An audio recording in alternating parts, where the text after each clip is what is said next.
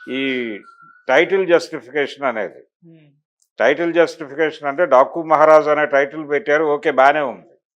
కానీ ఆ టైటిల్‌ని జస్టిఫై చేసేటువంటి సన్నివేశాలు కూడా ఉండి ఉంటే డెఫినెట్‌గా బాగుండేది సినిమా. ఓకే. ఇంకొంచెం నెక్స్ట్ లెవెల్‌కి వెళ్ళేది. హ్మ్. 'డాకు మహారాజ్' అనేది ఒక రెఫరెన్స్‌లో చంబల్‌లో జరుగుతుంది కథ. చంబల్ వ్యాలీలో డాకులు ఇవన్నీ నార్మల్‌గా జరిగేవే. అయితే దానికి సంబంధించి ఒక రెఫరెన్స్ క్యారెక్టర్ ఒకటి చూపిస్తాడు. తల నరికేసినటువంటి ఒక వ్యక్తి కూర్చున్న విగ్రహం. ఆ ఆ వ్యక్తి తాలూకా ఇన్‌ఫ్లూయెన్స్ అక్కడ ప్రజల మీద ఉంది అని చెప్పినప్పుడు, దానికి సంబంధించిన కథని కొంచెం ఏదో చిన్న డైలాగ్‌లో లేపేస్తాడు గానీ, దాన్ని కొంచెం చెప్పుంటే బావుండేది. అది విజువల్‌గా లేకపోయినా గానీ, గ్రాఫికల్‌గా చెప్పినా బావుండేది. అక్కడ కొంచెం డెప్త్ ఇచ్చే అవకాశం ఉంది. సెకండ్ హాఫ్ మరీ లూజ్‌గా వెళ్ళిపోయింది అనేటువంటి ఒక ఒపీనియన్ ఉంది. హ్మ్. ఆ వెళ్ళిపోకుండా ఇలాంటివి నిలబెట్టేవి. అదొకటి. తర్వాత హీరో నేపథ్యం. అంటే హీరో ఎక్కడి నుంచి వచ్చాడు అనేది ఒక 'రాయలసీమ నా అడ్డా' అనే డైలాగ్ ఉంది. అన్నప్పుడు అక్కడ 2, 3 సీన్స్ అక్కడ వేసుండి, అలాగే తను ఒక పెద్ద ప్రజలందరికీ ఉపయోగపడేటువంటి ఒక పెద్ద బృహత్తరమైనటువంటి ప్రాజెక్ట్ కోసం ఆయన ఒక ఒక దుర్మార్గమైనటువంటి కుటుంబంతో తలబడతాడు.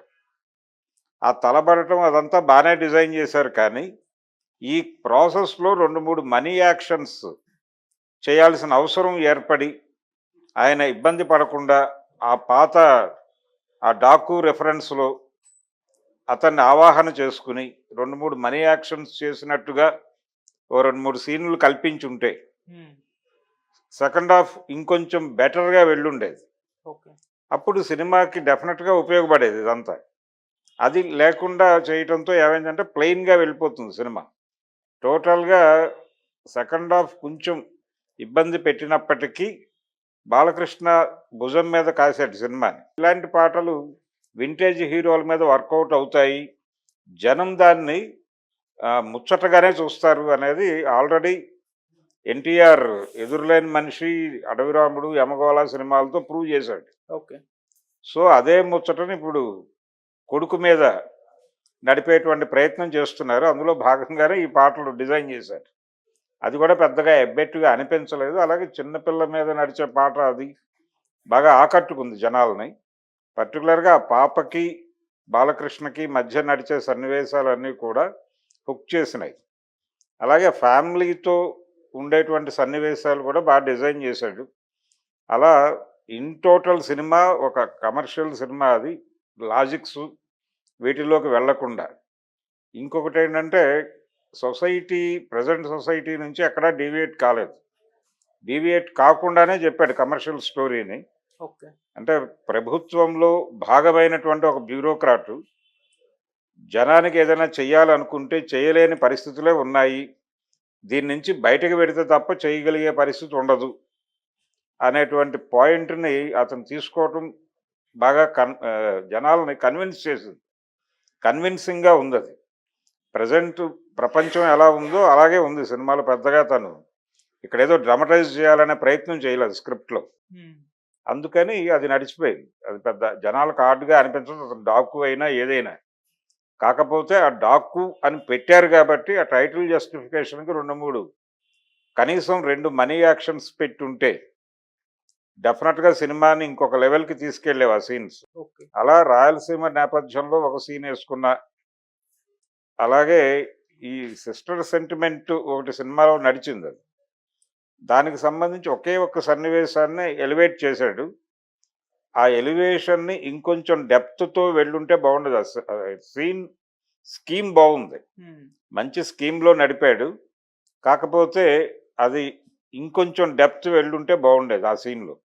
అది డైలాగ్ పరంగా కాదు, చిత్రీకరణ పరంగానే ఇంకొంచెం డెప్త్‌కి వెళ్ళుండొచ్చు. ఓకే. 'ప్రజ్ఞా జైస్వాల్‌కి' అలాగే 'శ్రద్ధా శ్రీనాథ్‌కి' మధ్య జరిగేటువంటి ఒక సన్నివేశాన్ని ఇంకొంచెం డెప్త్‌కి వెళ్ళి తీసుండొచ్చు. బోయపాటి చేస్తాడు అలాంటివి. అది అక్కడ కొంచెం ప్లెయిన్‌గా వెళ్ళటం, ఇలాంటివి కొంచెం రెక్టిఫై చేసుకొని ఉంటే సినిమా ఇంకా అద్భుతంగా ఉండేది. ఇది ఫెస్టివ్ సినిమా. పండగకి 2 రోజుల ముందొచ్చినా గానీ స్టార్ ఇమేజ్ మీద సినిమాలు నడవాలి. హ్మ్. పండగ మూడ్ ఇప్పటి నుంచే మొదలవుతుంది. పండగ ఆడియన్స్ ఎప్పటినుంచి వస్తారంటే థియేటర్‌కి, పండగ సంక్రాంతి రోజు మధ్యాహ్నం నుంచే వస్తారు. కాబట్టి అది యాడెడ్ ఫ్లేవర్.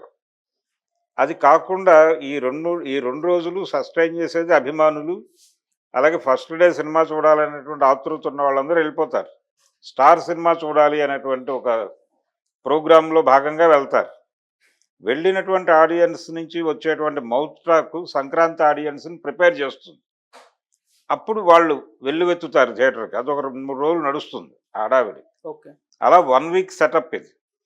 స్టార్‌తో సంక్రాంతి సినిమా చేయటం వలన అడ్వాంటేజ్ ఏంటంటే 1 వీక్ కలెక్షన్స్ వస్తాయి. హ్మ్. అది ప్రాపర్‌గా వర్కౌట్ అయితాయి. ఓకే. ఈ సినిమా ప్రాపర్‌గానే వర్కౌట్ అయింది. ఆడియన్స్ కూడా ఎంగేజ్ అయ్యారు.